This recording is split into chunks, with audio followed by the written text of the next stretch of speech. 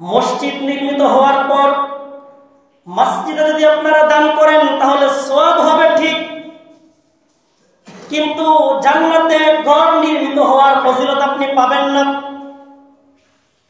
একটু আগে যে হাদিসটা পাঠ করলাম, মান বানা লিল্লাহি মাসজিদান বানাল্লাহু লাহু বাইতান ফিল জান্নাহ, এটা হলো মুসলিম শরীফের 1298 নম্বর হাদিস।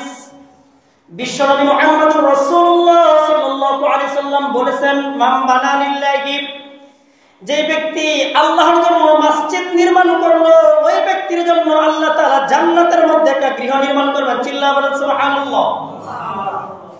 কিন্তু মসজিদ নির্মাণ হয়ে যাওয়ার পরে যদি আপনি মসজিদের মধ্যে দান করেন অবশ্যই আপনি সওয়াব পাবেন, কিন্তু মসজিদ নির্মাণ হওয়ার সময় যদি আপনি দান করেন সওয়াব তো পাবেন, পাশাপাশি আপনি জান্নাতের মধ্যে আপনি ঘর নির্মিত হওয়ার আপনার জন্য একটা ঘর নির্মাণ করা হবে। সুবহানাল্লাহ।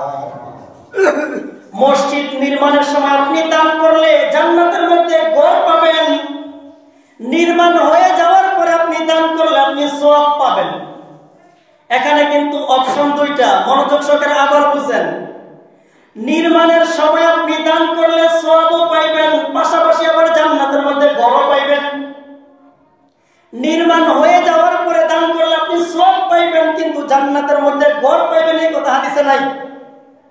সওয়াব পাইবেন। সুতরাং এখন হলো আমাদের নির্মাণাধীন কাজ চলতেছে, এখন আপনি যা দিবেন সওয়াবও পাইলেন, পাশাপাশি জান্নাতের মধ্যে ঘরও পাইলেন। চিল্লায়া বলেন সুবহানাল্লাহ। মসজিদ আল্লাহ তাআলার পবিত্র ঘর, পৃথিবীর শ্রেষ্ঠতম স্থান। এই শ্রেষ্ঠতম স্থানের কিছু আদব রয়েছে, আদবগুলো আমাদেরকে রক্ষা করতে হবে। এমন কিছু কাজ রয়েছে যেগুলো মসজিদের ভিতরে করলে আপনার আমলনামা থেকে নেকি চলে যাবে প্লাস গুনাহ হবে। এর মধ্যে অন্যতম একটা বিষয় হলো মসজিদের ভিতরে উচ্চ স্বরে কথা বলা যাবে না।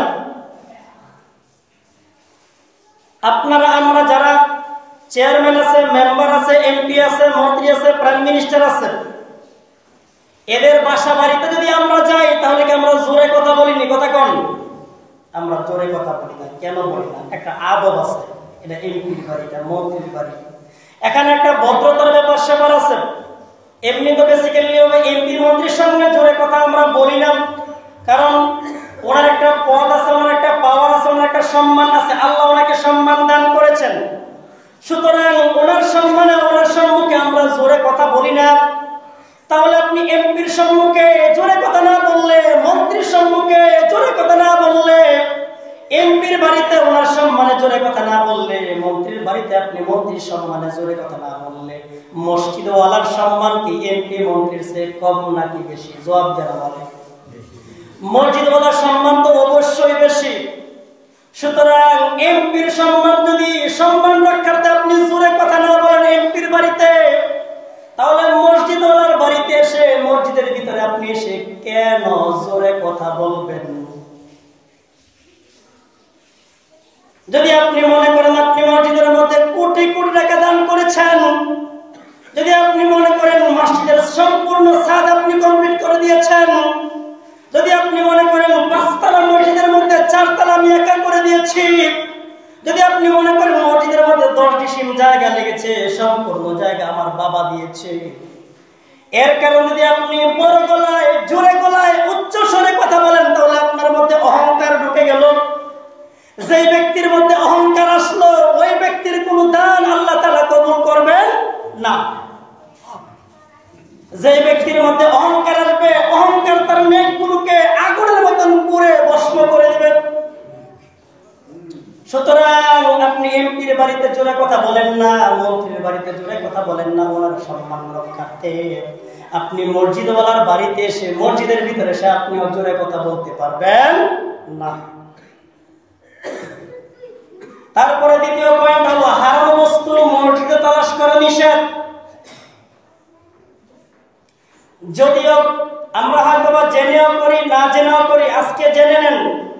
এই বিষয়টা আর অনেক আগে জানানোর আমার ইচ্ছা ছিল, কিন্তু জানানোর সুযোগ হয় নাই, আজকে জানিয়ে দিচ্ছি। মসজিদের ভিতরে হারাম বস্তু, মসজিদের ভিতরে মাইক ছাড়াই বাদ দিলাম। যেমন ধরেন ওযুখানার মধ্যে আপনি একটা ঘড়ি পেয়েছেন, মোবাইল পেয়েছেন, মানি ব্যাগ পেয়েছেন, অথবা চাবির সরা পেয়েছেন, এই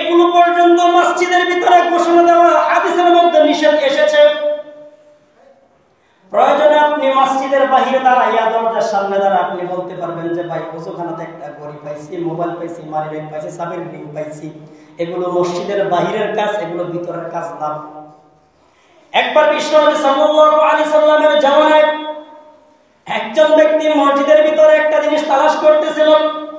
বিশ্বনবী বদদুয়া করে বললেন, তুমি যে জিনিসটা তালাশ করতেছো ওই জিনিসটা যেন কোনোদিন আর না পাও। তার মানে কি মসজিদের ভিতরে তালাশ করা জায়েজ নাই, আপনি মসজিদের বাইরে করবেন। তারপরে অনেক সময় দেখা যায় বাচ্চা হারিয়ে যায়, গরু হারিয়ে যায়, বিভিন্ন কিছু হারিয়ে যায়, এজন্য দৌড়ায় মসজিদের মধ্যে আসেন। এটা আপনাদের স্বাভাবিক ব্যাপার, আপনারা এটা দিতেও পারেন, না দিতেও পারেন, কিন্তু এটা বেসিক্যালি হাদিসের মধ্যে নিষেধ। এগুলো মসজিদের মাইক দিয়ে তালাশ করা যায় না, ঘোষণা দেওয়া যায় না। তারপরে তৃতীয় নম্বরে হলো মসজিদের ভিতরে ক্রয় বিক্রয় করা জায়েজ নাই। ক্রয় বিক্রয়ের জায়গা না মসজিদ নয়, ক্রয় বিক্রয়ের জন্য আপনার বাহির বাজার বন্দর আছে। মসজিদের ভিতরে আমরা ক্রয় করি, অনেক সময় বিভিন্ন ধরনের লেনদেন, কথাবার্তা, ব্যবসায়িক কাজকর্ম মসজিদের ভিতরে করি, এগুলো মসজিদের ভিতরে জায়েজ নাই।